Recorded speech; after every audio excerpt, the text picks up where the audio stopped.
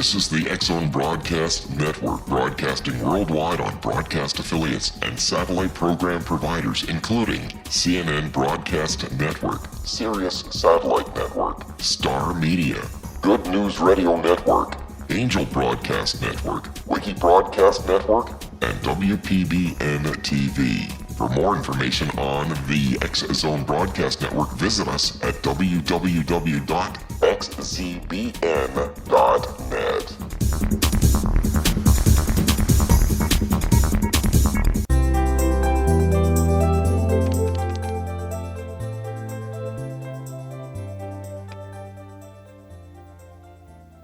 Welcome to Know the Name, Know the Genius in You, where in a single moment you can recognize your brilliance and change your life. This is a transformational hour that covers an array of topics that demonstrate how individuals use their native talents, as shown in their name, to look at the ordinary in extraordinary ways. Albert Einstein once said that everybody's a genius.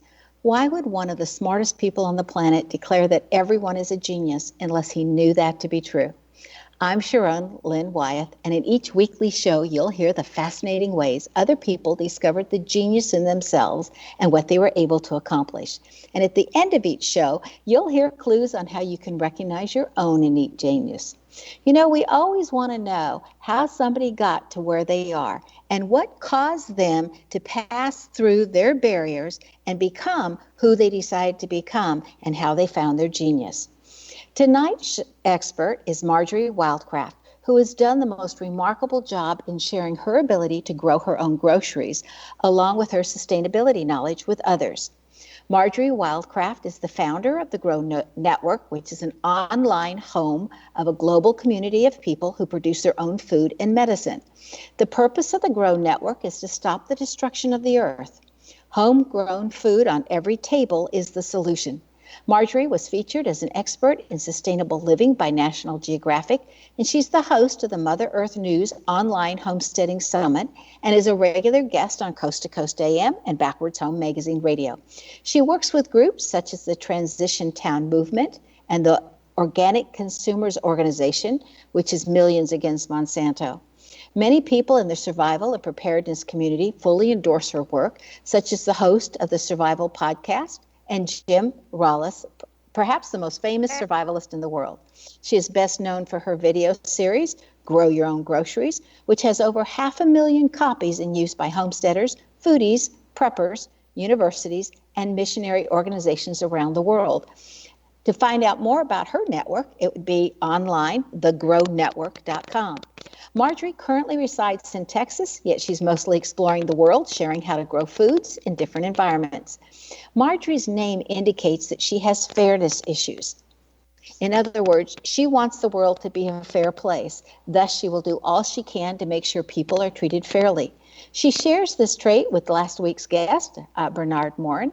Her name also indicates that she's brilliant, especially in the area of getting others to be independent and able to do their own work. She, too, is quite independent. All names have challenges, and her name indicates that she's overly generous, and thus others may attempt to take advantage of her good nature. Thus, she has to learn how to share while maintaining her boundaries. Marjory is incredibly generous in sharing all that she has spent years learning regarding being able to be self-sustaining by growing your own groceries. Welcome to Know the Name, Know the Genius in You radio show, Marjory. Oh my gosh, Sharon, after listening to that, I'm like, wow, I'd really like to meet her. Oh, you're so cute. You know, you've been involved in so many projects educating people in the area of food. Marjory, would you tell us quickly what your current project is? Right at the moment, we're trying to come up with a way to have absolutely beginners who know nothing about growing food get started and be empowered and be successful. And I'm really excited about that. We're going to start out with, well, we've got two quizzes we're developing. One is, what kind of grocery shopper are you? And then you find out that really doesn't matter what kind you are. All the food in the grocery store is toxic. You really need to grow your own. That's you mean one even project. the vegetables and the fruits? I mean, I know that I only shop one aisle in the grocery market, and that's the vegetables and the fruits. But you're saying even that's toxic? Even there's a lot of, like for example, strawberries are just totally laden with with chemicals. And, some others are real surprising, like bell peppers. Actually, we're just about to post a blog post at thegrownetwork.com on, like, the dirty dozen that you wouldn't think about in the grocery store. So we'll have that if you go subscribe and get on our newsletter. That article will come out to you. But it's shocking. Yeah, I mean, you're thinking, well, I'm getting fresh vegetables, and even if you get the organic ones, there's still problems. I was just doing an interview with Mike Adams over at the Natural News, and he has built this whole laboratory to test for heavy metals and pesticides, basically doing the job the FDA is not doing. Like, I mean, it's amazing the work he's doing, and he has. Believe me, that guy, I went to interview him. He's wearing a 45 on his hip. I'm like, Mike, are you a little overly paranoid? But then when I found out what he was doing, I was like, yeah, I think I see why. Anyway, he's testing even organic produce and finding like heavy metals in them or chemicals or things. So it's a really bad world out there, I hate to say, in terms of health. But there's a really good empowering aspect of it, and that is, you don't need the military-industrial government complex to feed yourself. You can do it in your own backyard or on your patio. And that's what we want to find out more about when we come back. Stay tuned to Know the Name, Know the Genius in You. After the break, we'll find out why Marjorie's got some people to eat insects and other objects that Marjory calls food, and what she's actually eaten and served to others, besides finding out more about what's in our grocery stores.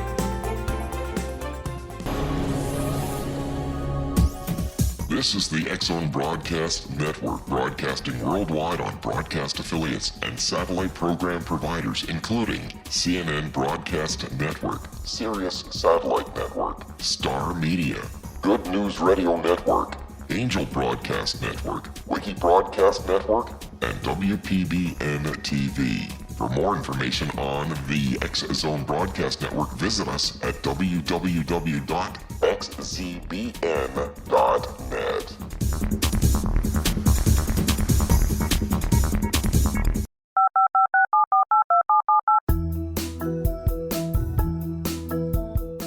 Did you know that when you're on the road with limited data or Wi-Fi, you can still listen to the X-Zone Radio Show with Rob McConnell, The Science of Magic with Gwilda Wiyaka, X-1, Dimension X, Space Patrol, and every minute of the X-Zone Broadcast Network by calling 213-401-0080, courtesy of Audio Now. No smartphone, app, or internet needed. It saves your data plan, and it's free if you have unlimited minutes. Call 213-401-0080 to listen on any phone, anytime, anywhere. Remember 213-401-0080 for the best of the paranormal, parapsychology, and sci-fi radio programming anywhere, 24/7, 365.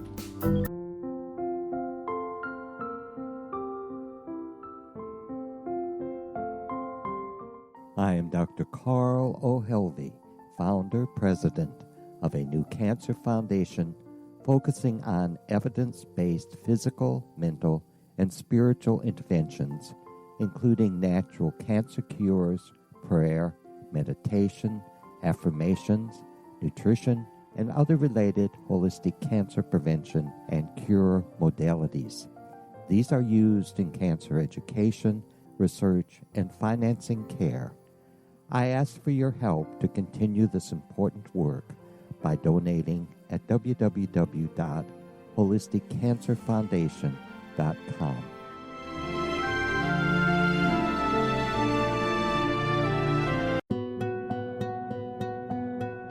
Is it science or is it magic? Once a magical thing has been scientifically proven, is it no longer magic? Or is magic simply the science of tomorrow?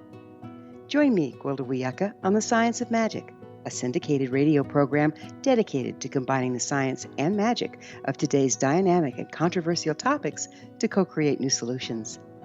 By triangulating information from today's leading experts from the scientific and magical fields, we uncover expansive and evolutionary truths you won't find anywhere else. Join us daily on the X-Zone Broadcast Network, xzbn.net, as I interview the share thoughts with the amazing guests from both science and magic. The resulting knowledge is unprecedented. As a gift to you, the listener, past episodes can be accessed on our website free of charge at thescienceofmagic.net.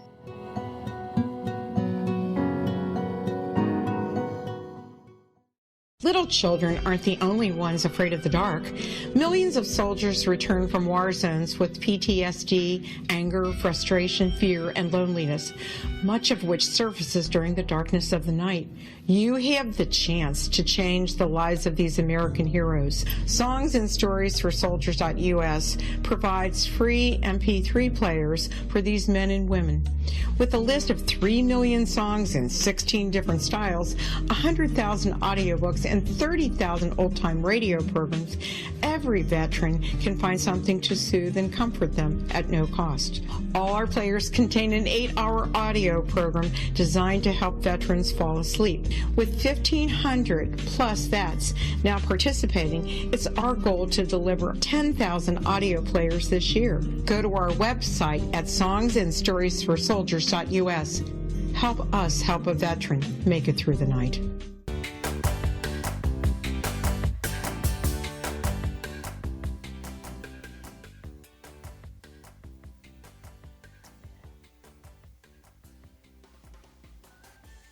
Welcome back. I'm Sharon Lynn Wyeth, and you're listening to Know the Name, Know the Genius in You.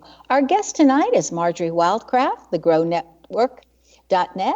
Marjory, before the break, we mentioned that you'd eaten insects and all of that, and I so want to get into that. But first, I have this burning question. You just shocked us with the eating out the one aisle in the grocery store and thinking that we're eating really well. And then that food's not even safe. Is there some kind of a solution or something that we could dunk or soak our vegetables in that would take away those toxins? Or are we just out of luck altogether unless we're growing our own? Or even getting food at like a farmer's market or something? Talk to us about that first, and then I want to get into how you eat insects. Yeah, sometimes you can. Just make sure you're washing your vegetables really well, and that can remove a lot of the things they sprayed on. But there's also a lot of pesticides and herbicides that they're using that are systemic to the plant. Or like Roundup ready plants have all kinds of stuff on it, but yet, they're conventional vegetables that are grown. So, it's a whole thing. And as I said, go sign up for the newsletter at thegrownetwork.com, and I'm working on articles of like what's safe to eat in the grocery store and what isn't, right? And I will promise to get those blog posts up for you. But it is bad. It really is bad, Sharon. And I know most people are thinking they're doing the best they can. And farmers markets are also a step in the right direction, but you don't you have to go vet the farmer, and you don't always know if what they're selling you is organic or not. I mean, there's a lot of unethical processes, and I'm not saying that, and there's a bunch of legitimate farmers too, but it's kind of like a free market, or it's kind of like a gun show. Have you ever been to a gun show? I mean, you go in knowing you're likely going to get ripped off by somebody, right? I love gun shows, but it's one of the it's like that. So, we really are in a bad situation, Sharon. We really are. And growing your own food is really the solution, in my humble opinion. Now, should you be trying to eat only from the outer perimeter now, and should you be trying to eat organics, and should you be trying to go to the farmer's market and all this stuff, because it's going to take you a while to learn to grow your own food? Absolutely, because those are higher quality foods than just the conventionally grown stuff. So yes, there are steps to take. Now, do city people have it worse off than people that are living out in the country? Or are all the grocery stores the same all the way around? They're pretty much the same everywhere. I mean, even I love Whole Foods, and I love Central Market and some of these more upscale things, and they often have a better selection of produce that's local or organic. But a lot of their products are also, they try to adhere to a higher standard, but they're They're also a lot more expensive. Good Lord. Well, and Dr. Mitch Gann, who was one of the guests, and he's an anti-aging doctor on the show, he said that when they're processing the meat, like the chicken, even the ones organically grown, during the last 2 weeks when they're processing, they put arsenic in them. So even though they've been grown wonderfully, they're still not wonderful. Yeah. There's all kinds of stuff that goes, and the organic standard has been usurped by big business, like in the last decade, and the standards are now to the letter of the law. They're not the spirit of what you think is. And there still are some small growers that are sustainable and that are doing it in the right way with a lot of care for the earth. But you got to look for them. And there's almost, to be honest with you, there's almost like a black market in good quality food. Right? We're at that day and age. The Weston Price Nutrition Foundation has a whole bunch of chapters, and usually the people in that are the ones organizing to find good food in your community, like taking a cow that they know was raised on grass and then having it butchered and sharing it, or they have raw milk delivery, or they'll be sourcing organic foods. So what was the name of that organization again? It's called the Weston Price Nutrition Foundation. And their founder and president is Sally Fallon, and she's written a wonderful book called Nourishing Traditions, which teaches you how to cook in the old ways. And she's an amazing woman. She's an amazing woman with a big backbone. Man, she has gone up against big industry for years because, what the diet they're touting is not healthy. And she's saying these are the diets we know that are healthy, and how we know it is not necessarily because of science. It's because this is the way people had been in those regions eating for, centuries or millennia, and they were healthy individuals. So that's how she knows they're healthy diets, right? And I'm like, okay, I can go for that proof, right? Right. Well, okay, so you're saying even vet the local farmers. I wouldn't even know what questions to ask them to vet them out. Right. Yeah, exactly. Yeah. So, and the organic standards was supposed to do that for you, but as I said, that got usurped as big business started to really take over that quote-unquote brand of organic. Yeah, it's a tough world out there, isn't it, Sharon? But, if you it really is. Yeah. So if I'm going to go check out a farmer, what would I ask him? I mean, I'm 54 years old, and I remember, and I don't want to offend anybody out there, but I remember when, a person who was overweight was pretty rare. And now, a person who's not overweight is pretty rare. Pretty rare. Exactly, So, we've seen it with our own eyes. I mean, you and I are old enough that we have seen that change in the population, and it's really directly attributable to the quality of the food supply plummeting, I believe. And I think it's pretty obvious to anybody who's got half a brain and is looking at it. So you want to know what to ask your farmer? I can jump back to that. Ask him if he's growing organically. Ask him if he uses any chemicals or chemical fertilizers. Ask him and come by sometime. And even if you don't intend to, it's always interesting to see what they say, right? Right, and see if they get defensive or not. Right. And, those are some real good basic ones to start with. And if they're really growing well, they'll want to let you know. And they'll tell you what they're doing and why and how and where they get the fertility. And you may be surprised that you might not want to hear all that. But it's good to know, right? But, I was shocked. I went to Dallas a while ago, and they had this gigantic, acres of covered land for their farmers market. And I was like, woohoo! And it's open 7 days a week. And I thought, my God, this is going to be amazing. And I go there, and 99% of all the stalls are people that have brought food up from Mexico and are reselling it in the farmers market, and it's all conventionally grown stuff. And there's only a small area where they have local farmers who are really growing sustainably and organically selling. And most of the market is stuff that they've brought up from Mexico, which is conventionally grown, which is the same stuff that's in the grocery store. I was going to say, I know a lot of people that live on the border, like in Yuma, Arizona, and different places in Texas that they're on the border of Mexico. And they say not only do they get better food quality, they do their shopping across the border all the time. They go once a week, do their shopping. It's less expensive, and it's better quality.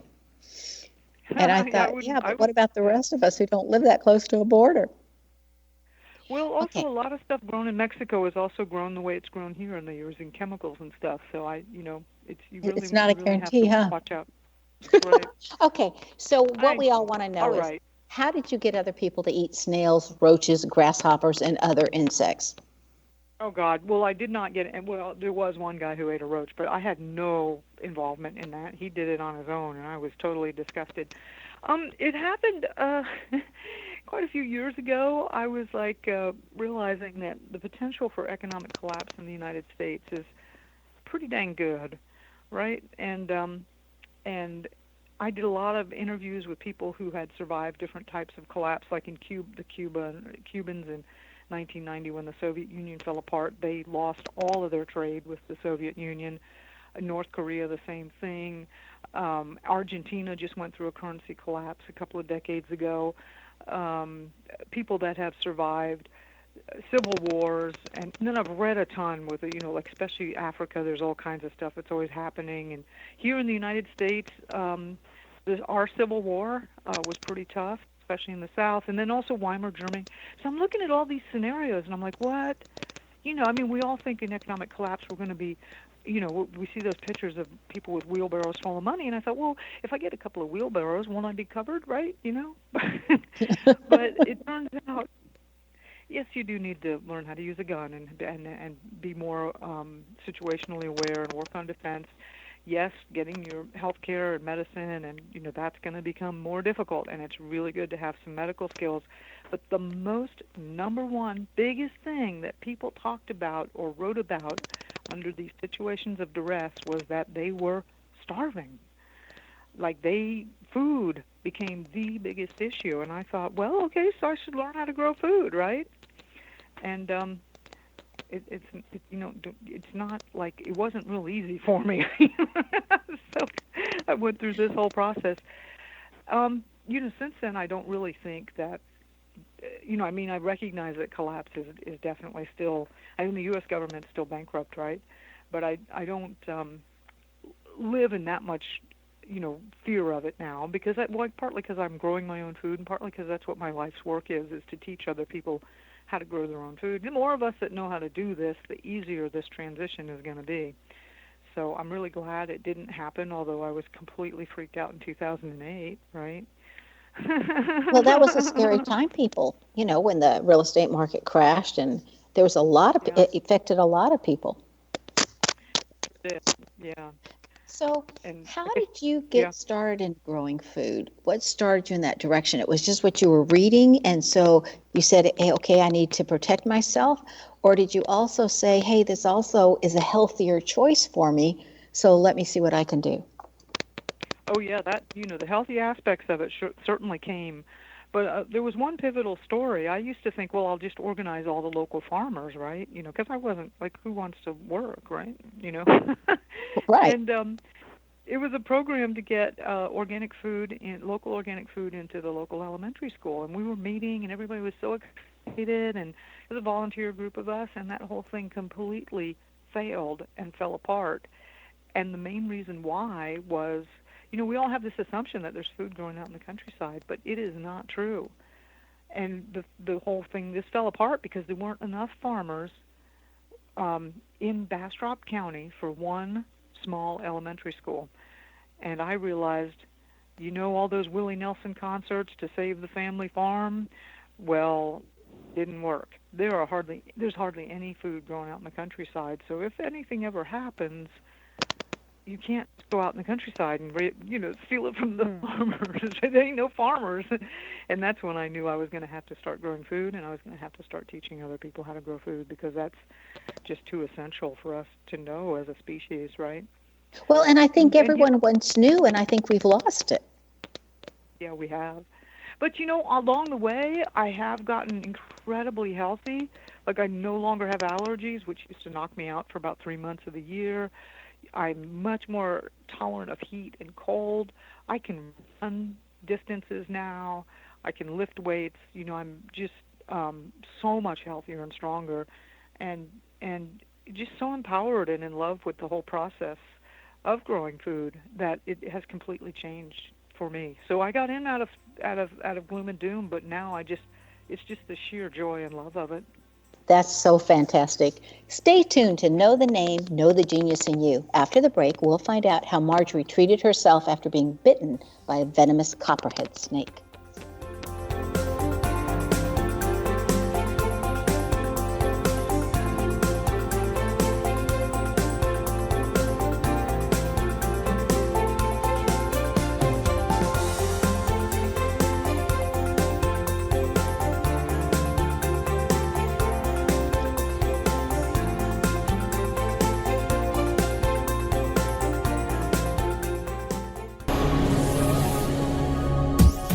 This is the X-Zone Broadcast Network, broadcasting worldwide on broadcast affiliates and satellite program providers, including CNN Broadcast Network, Sirius Satellite Network, Star Media, Good News Radio Network, Angel Broadcast Network, Wiki Broadcast Network, and WPBN TV. For more information on the X-Zone Broadcast Network, visit us at www.xzbn.net.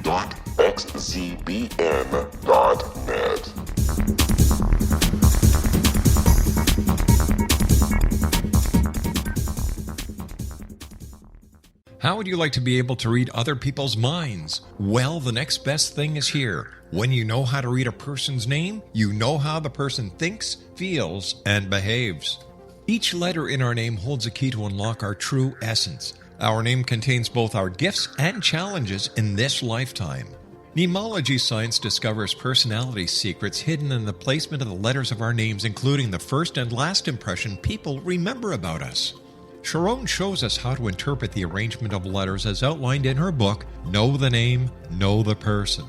Sharon Lynn Wyeth created Nemology science after 18 years of research and testing her theories, and has supported thousands of people around the world in understanding themselves and others better. You'll enjoy Sharon's unique teachings as she shares her system to learn the gifts behind your given birth name. Even if you don't like your birth name, there are jewels in this book. If you're thinking of changing your name, ready to name your child, or wanting to get along better with others, this is the book for you. If you'd like to improve your relationships and change your life for the better, get the book today, Know the Name, Know the Person, or visit www.knowthename.com. That's www.knowthename.com.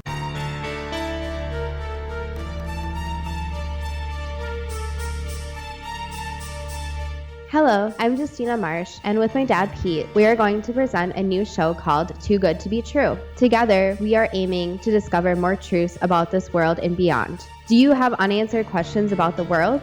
Do you ever wonder about aliens, conspiracy theories, or the universe? There are many shows discussing subjects such as pyramids or UFOs, but we want to relay this information based on our own research, including from spiritual means. Hopefully, listeners will be helped with their own beliefs and will appreciate the psychic insights that add to the previous research and information. We both look forward to sharing this insight and beginning this journey with our listeners. Visit xzbn.net for more information about when to listen.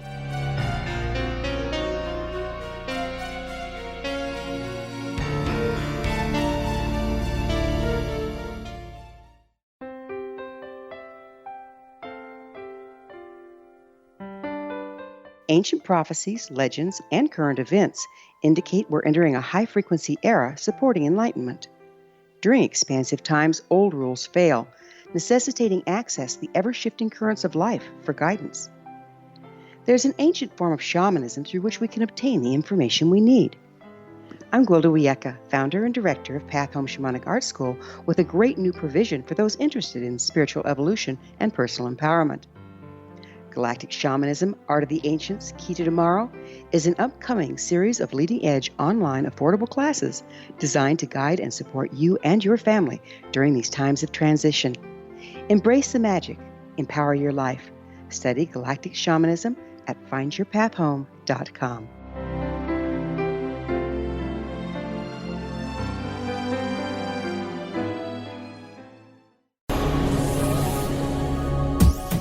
This is the X-Zone Broadcast Network, broadcasting worldwide on broadcast affiliates and satellite program providers, including CNN Broadcast Network, Sirius Satellite Network, Star Media, Good News Radio Network, Angel Broadcast Network, Wiki Broadcast Network, and WPBN TV. For more information on the X-Zone Broadcast Network, visit us at www.xzbn.net.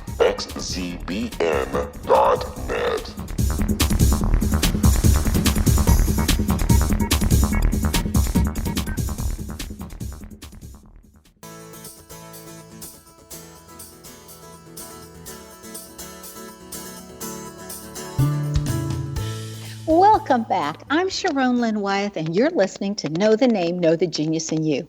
Our guest tonight is Marjory Wildcraft, whose website is thegrownetwork.net. Marjory, would you tell us how you successfully treated yourself after getting bitten by a copperhead snake, and any of the things that you need to prepare to treat a venomous snake bite at home for anyone who's living out there where snakes are about that they may have to worry about too?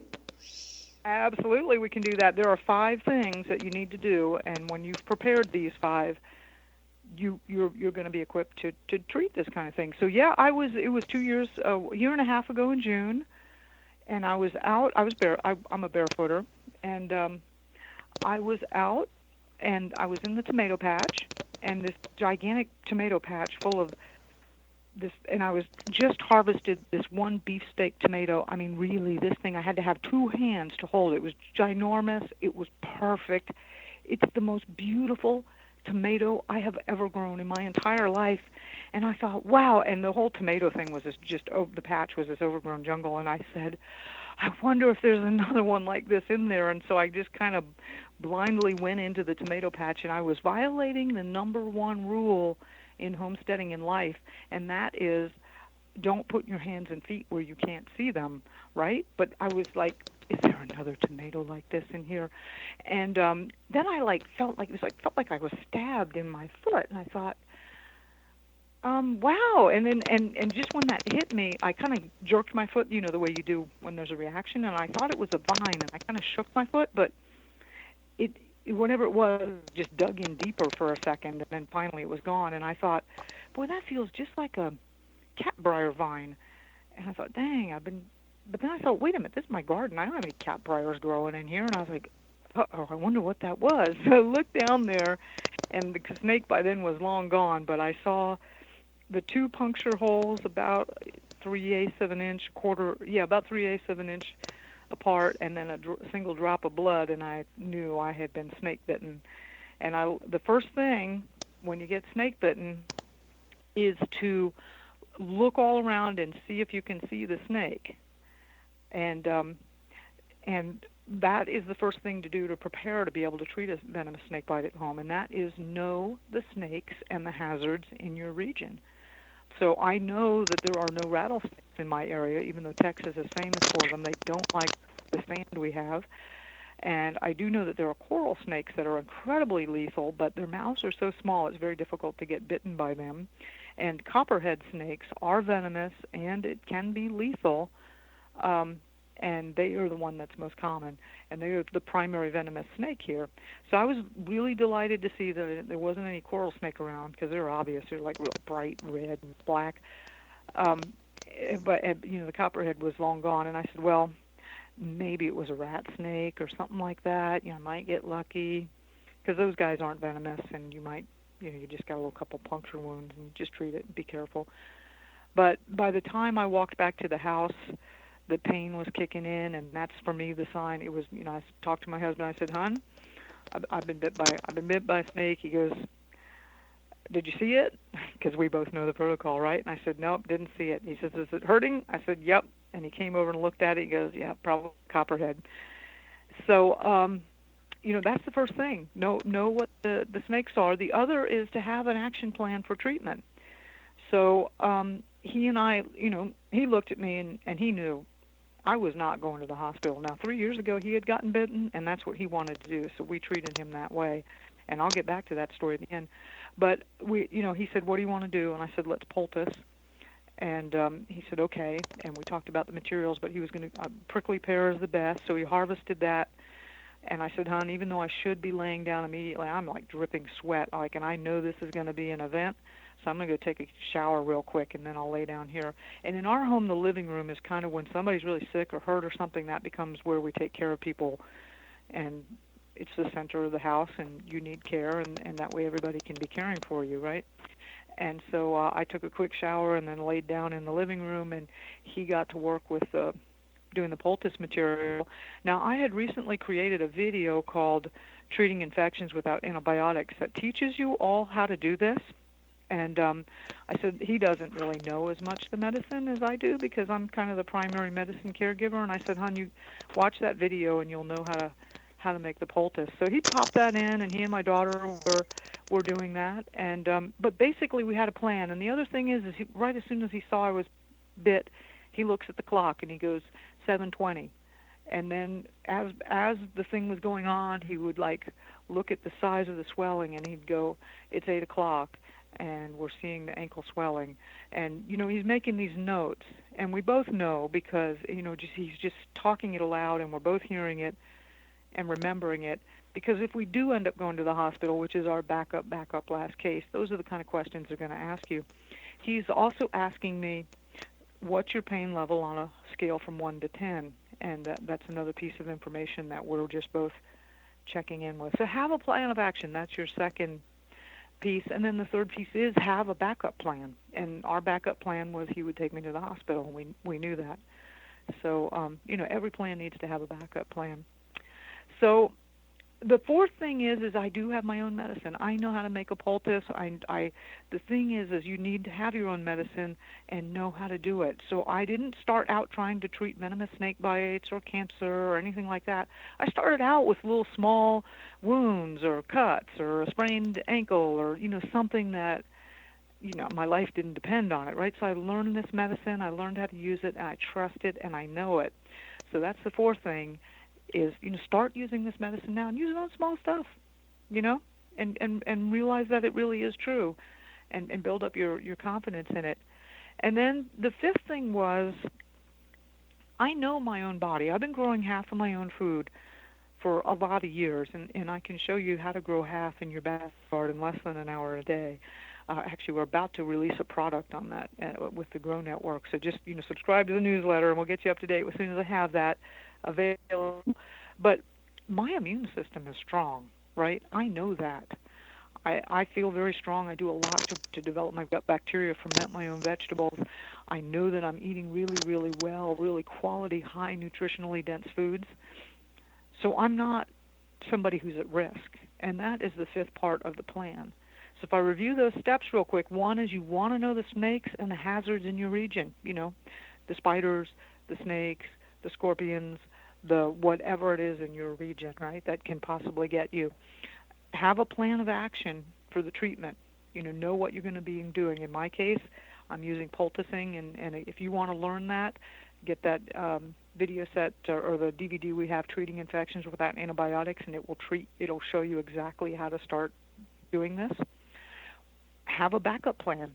For us, we said we'd go to the hospital.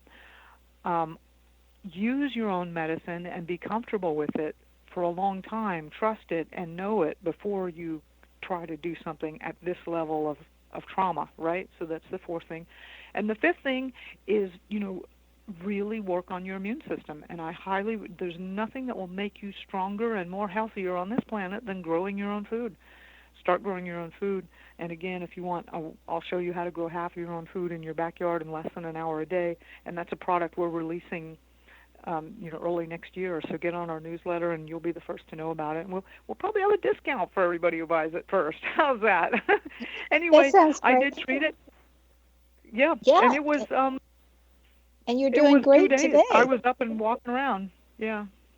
So are snakes more common than most of us think? I live in Texas. It's a real warm climate. I think they're pretty common in warm climates. I think the further up north you go, the less common they are. And, I haven't lived everywhere, but that's the thing. Number one, know the hazards in your region, right? Right. So, Well, yeah. how many mistakes did you go through on your way to knowing what to do to grow food? I mean, I know you have this fabulous video out there that's Grow Your Own Groceries, and you make it look so easy and like, oh, anybody can do this. And I know you've gotten a lot of praise for that, especially on the video, especially from one of your biggest fans is Alec Jones of Infowars.com, who says of your video, and I'm quoting him, is for anyone who wants to get out of the control grid, and he highly recommends it. But I just keep thinking, you've so simplified it and made it so easy for the rest of us. And I thought, and how many mistakes did she make and able to go through to get to this version that all the rest of us benefit from? Yeah, right. We didn't have the cameras rolling when I was like sobbing in front of the dead tomato plant, right? Like, there was lots of mistakes, lots and lots and lots and lots, and I still do. I think that's also a big thing as you start to learn to grow your own food. Have a lot of forgiveness with yourself. I mean, even commercial agriculture, they typically lose 30 to 50% of their crop every year. It's just a part of the game, right? To grow, to plant 2 or 3 times more than you need, because you're probably going to lose some, right? But yeah, thousands, maybe. Actually, that was some of the best feedback on the videos. People said, you put a lot of your mistakes in there, and I was like, yeah, might as well, Might as well tell us what not to do. We can make brand new right, mistakes. Might as well save you some time, Yeah. What foods should someone start with when they're growing their foods? I'm sorry, I missed the first part of What that. food should they start with? Like, I would want to start with strawberries, but I don't know if that's an easy thing or a hard thing, or, some people like corn or whatever. I mean, what foods are the easiest to grow for somebody who's just starting? What would they begin with? Well, yeah, there are some good beginning ones, and it's going to depend on your season. Like right now, as it's starting to turn cold, things like, peas are really easy to grow. Carrots are pretty straightforward to grow. These are the cold season things. A lot of the different greens are pretty easy to grow, and lettuce. I think the biggest thing about what you want to grow is what do you really like the most? What is your favorite thing? Because, that's going to, when you start eating one that you've homegrown yourself, whatever it is, whether it's corn or peas, oh my goodness, you're going to have a totally different relationship with growing that the next season. It's going to be good. I know as a child. Also, people might think about eggs and getting a small flock of chickens as their first food source that they grow. That's a real good way to go, too. I was just at a farmer's market, and this guy was selling chickens, and I thought, yeah, I'd take them home, but I don't have a coop, and I don't have anything else, and there's a whole lot of knowledge there that needs to go first. But I remember as a young child, my dad cleared some land because I wanted to grow foods, and the lettuce, and he helped me because he had grown up on a farm, and the lettuce that we grew was so good that we would come back and just make a lettuce sandwich. And I thought that was the best thing. Don't waste it. Don't put anything else in it. Just that lettuce was so yummy that we ate a lettuce sandwich was my favorite sandwich at the time. Nice.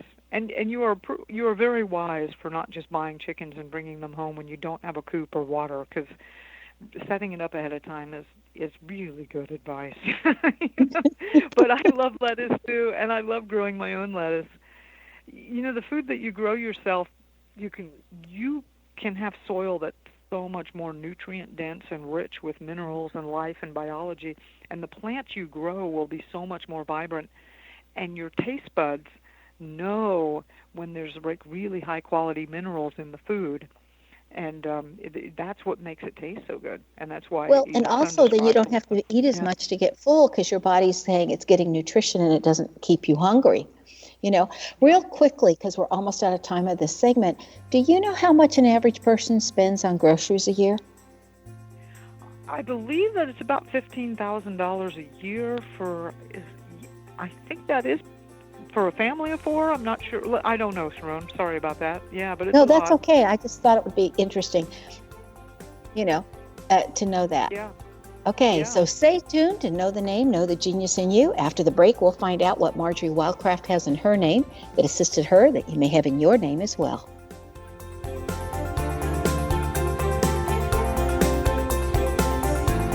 The Earth is under ever-increasing pressure from untenable lifestyles and growing populations. Yet, viable answers seem in short supply. What if I told you there's an ancient form that can empower you to take charge of your life?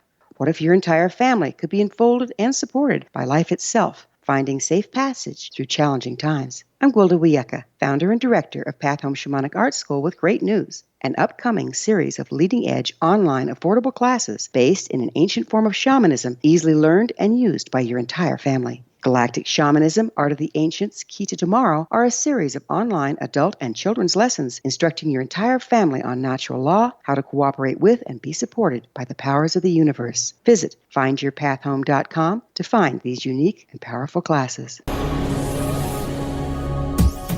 This is the X-Zone Broadcast Network, broadcasting worldwide on broadcast affiliates and satellite program providers, including CNN Broadcast Network, Sirius Satellite Network, Star Media, Good News Radio Network, Angel Broadcast Network, Wiki Broadcast Network, and WPBN TV. For more information on the X-Zone Broadcast Network, visit us at www.xzbn.net.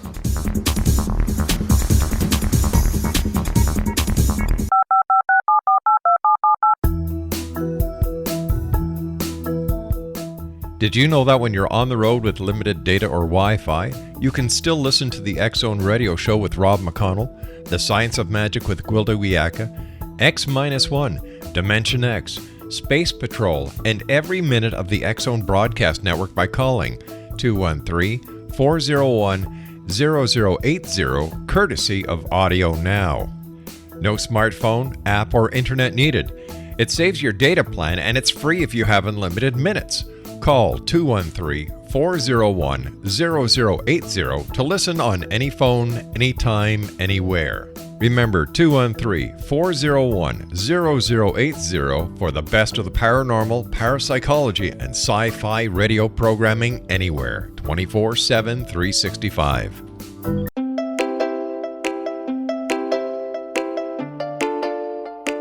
Are you curious? Do you want to learn more about how the world works and have fun at the same time? Study coincidences with me, Dr. Bernie Beitman, MD, on my Connecting with Coincidence radio show, here on the XZBN network.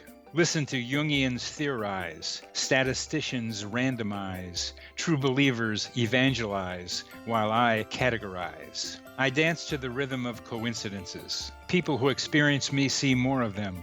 Maybe something on the show matches a thought in your mind. Let us know. Expand your mind to the weirdness happening around you. Synchronicity spoken here, there, and everywhere. For more information, put Connecting with Coincidence in your search engine and find my website, my social media sites, and my blog.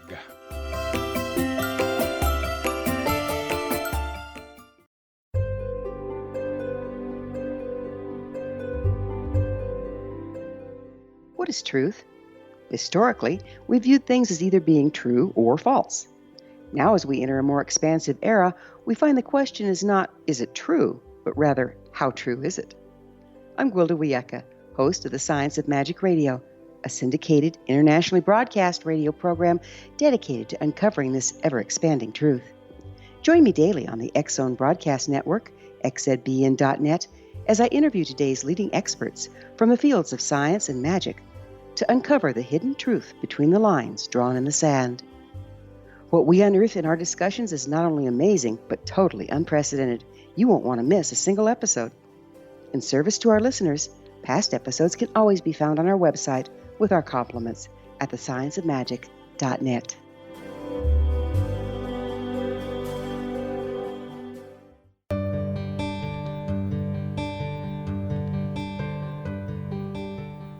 Welcome back. I'm Sharon Lynn Wyeth, and you're listening to Know the Name, Know the Genius in You. Our guest tonight is Marjory Wildcraft, whose website is thegrownetwork.com. So, suppose someone's never grown anything nor spent time gardening and absolutely has no experience about growing anything. What would be the first thing this person would do to go about growing one's food, along with getting your video that's going to tell them? Well, the video is a really good start. And I would like to recommend thinking about, everybody thinks always growing your own food. They think about gardens. But you might think about having chickens for eggs. It's a great food source, and it's really a delightful way to go and a lot of fun. So not just necessarily thinking always of plants. And to be honest with you, gardening, there's lots of different ways to grow food, and although I think everybody should be having some annual gardening and you should have that experience, there's a lot of other things. You could raise rabbits for meat, you could raise fish for food. You could do an hydroponic system with fish and plants, or you could, I think, people really, chickens are a great food source, or maybe up in the more northern climates, ducks for eggs. I think it's a lot easier to get set up with that than a garden sometimes. But if you want to talk specifically about garden, I can do that too. So how do you determine how much land it takes to grow enough food for, say, a family of 4 versus just one person? Well, there's a guy named John Jevons who did a lot of research on this, and he has developed a gardening method called the Grow Biointensive gardening method, and he asks this very same question: is what is the minimum amount of land you need in order to produce food for one person, right? And he determined that it's about a quarter of an acre of gardens, 40 100 square foot beds, and so that's 4,000 square feet. But then you need paths and rooms for tools and stuff like that. So really about a quarter of an acre per person. I will say that's also a sustainable diet where you're growing a lot of compost, and it really is a thing. In my experience, for a family of 4, an acre or 2 acres of land is a lot. And in my experience of working land, you don't really want more than 2 acres because it will wear you out. I mean, really, it's a lot of land to work when you're really working it. But yeah, having some livestock, having an orchard, having some garden areas, maybe having a pond with some fish. You want as much diversity as possible. It's a surprisingly little amount of land, isn't it? A lot of people have a quarter I acre. live on an acre, and I look at that acre and I think that's a whole lot of land to keep up with, and that's just 1 acre. It sure is. Yeah, you can grow a lot in an acre. Yeah. Well, are there any government regulations that help us or hurt us when we decide to grow our own food? Well, fortunately, the government hasn't gotten too involved in that yet, and that's actually one of the reasons they don't deal with commercial farming. The Grow Network, we encourage people to have little small side stream businesses, like you can make a little money saving seeds or maybe developing a variety or a breed of a chicken or a rabbit or something. And there's all these little side streams of income that we encourage people on, but we're really not about commercial growing because that does start to get in bunch with a bunch of government regulations. And for the most part, growing your own food is still pretty regulation free, thank goodness, right? There's something still left. There are some cases where people have been harassed, but I think that those are just one-off. It's not a trend. So if somebody's going to start from scratch and start growing some food, how much money should they have to start with? What is it like an initial investment? What's it going to cost? Well, here's the cool thing, is you could do it for nothing if you wanted to. Really. I mean, there's tons of materials out there that can be recycled and lots of ways to do things like making raised beds with old stuff from construction sites, or and then making your own soil is something you're going to be doing always. So there's one way to do it. Realistically, for people who do have more resources, they often don't have the time. So for them to have somebody else build it or buy something and then maybe just buy the soil, and good soil, and buy the starts, I just grow whatever way you can grow, and that's going to be expensive. But if that's what you can do, if that's what works for you, and a lot of people who have a lot of money often don't have time, then let them go for that, right? Right. Well, has there ever been an environment where you just couldn't grow food, or it was just nearly impossible because of the soil or anything? Well, there are some really, really tough environments on this planet, that's for sure. Death Valley and the Mojave Desert, and really water is one of the biggest issues in growing food. Years ago, I used to live in Hong Kong, and then I moved out here to Texas, and one of my Chinese friends, Alan Kwan, real dear friend, came to visit, and we picked him up at the airport, and we're driving way out in the countryside, and he goes, "Look at all this land you have. You could have millions and millions of Chinese out here." And I said, "It looks good, Alan, doesn't it? But I'll tell you what, there's not much water. Like, those people wouldn't be drinking much. If, even though we got a lot of land, we couldn't really a large population because there's not water. So water is usually the limiting factor. But given that, there's also, there's a lot you can do in almost any environment. Which is really encouraging. You've worked with universities, missionary organizations, NGOs, and that are dedicated to teaching people how to grow their own food. And your video has sold over 300,000 copies the last time I checked, and it was being used in more than 30 countries around the world, thanks to your continual work to help others. Is that enough, or is that expanding more? And what's going on in that area? Because I know that your work has helped so many people around the world. Yeah, that was pretty amazing to have that. You think about it, a video on growing food. Like, really, that many people liked it? I was like, woo, that's amazing, Right? Well, I love the title, too, Grow Your Own Groceries. I just think that is the coolest title that really gets it across right away that this is what you want to be doing. Yeah, well, the Grow Network is the organization that I founded, and it is now the online home of a global community of people who are producing their own food and medicine. And, the team I have is rapidly expanding. There's, 8 full-time people work the Grow Network now, and we're bringing more people onto the team. So, it's really fun to be the CEO of just a really quickly growing company in an industry that's just, this is like, who doesn't want to work for the Grow Network? We're doing the most coolest work on the planet, right? So we have a whole vision for how to take somebody who doesn't know anything about growing food through all the steps of what you need, maybe a small planter garden, and then a raised bed garden, and then maybe some chickens and some rabbits, and permaculture certifications and other classes to help support you, all the way to, you've been doing this for 20 or 30 years, and in your elder years, you're breeding your own varieties of vegetables, and you're breeding your own varieties of livestock, which is an incredible gift. It's a legacy gift, because then, that's where all of our heirloom seeds came from, was people who developed their own varieties, just individuals like you and me. I mean, none of the heirloom seeds came from a company. They were all, individual farmers and gardeners. And you to be able to come up with, like the Sharon tomato, or, maybe it's a tomato. It's a tomato that does really well in the heat and doesn't need that much water, and it's super resilient. And there are people that have bred squashes because they're real good to store.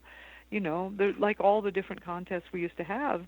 And we need to develop people who, we need to reestablish that again in our collective. So that is, the objective of the Grow Network is to take people from knowing nothing to where they're creating legacies for themselves and their community by helping to contribute to the genetic pool. I realize, too, that you're helping people now learn how to fix their teeth or help their teeth and everything without ever needing to go to a dentist. So it's along the same line as what you've been doing before, but it's a different area now. And how wonderful if you never had to spend money on a dentist. We got all kinds of cool stuff going. I mean, the Grow Network is just all about producing your own food and medicine and taking back your own health and your own independence. And, dentists are like, good Lord, somebody needs to break into that region, right? So we went for it, and we found some really awesome materials that just aren't available anywhere. And you just go over to thegrownetwork.com, sign up for our newsletter, and we will keep you up to date on all the really cool and interesting projects that we're doing. But it's all about being healthier and being more self-reliant. Well, I remember when I was traveling in Mali, Africa, and they used this branch, and everybody was walking around with this branch, and then they'd use it and they'd rub it against their teeth. And they had the whitest, brightest, most healthy teeth I had ever seen anywhere, and no toothpaste existed, and no toothbrushes existed. It was just this stick from a plant that oozed this white stuff, and they would all use it, and they had beautiful teeth. And I thought, how many people in a Western society have problems with teeth and teeth cracking or breaking or whatnot, and yet these guys, it didn't even exist for them. They would have thought we were crazy with toothpaste and toothbrushes and everything. Anyway, Marjory, I want to thank you so much for being on our show with us tonight. Okay, guys, be prepared and surprised when you realize how easy Marjory has made growing her food. Her website is thegrownetwork.com. Her goal is homegrown food on every table, and her motto is everyone can grow their own groceries. Marjory's able to manifest what she wants by keeping her focus on her goal. Some people are naturally really good at manifesting their dreams and work relentlessly in that direction. This is evidenced by the letter M in Marjory's name, that first letter. And if your name starts with the letter M, you too have that ability to manifest your dreams. Your dreams can come true, so plan your work and work your plan. Do you want to know where your genius lies? I'm Sharon Lynn Wyeth, host of the radio show Know the Name, Know the Genius in You, which can be heard every weekday at various hours right here on xzbn.net radio and X Zone radio station. And if you wish to know more about names, go to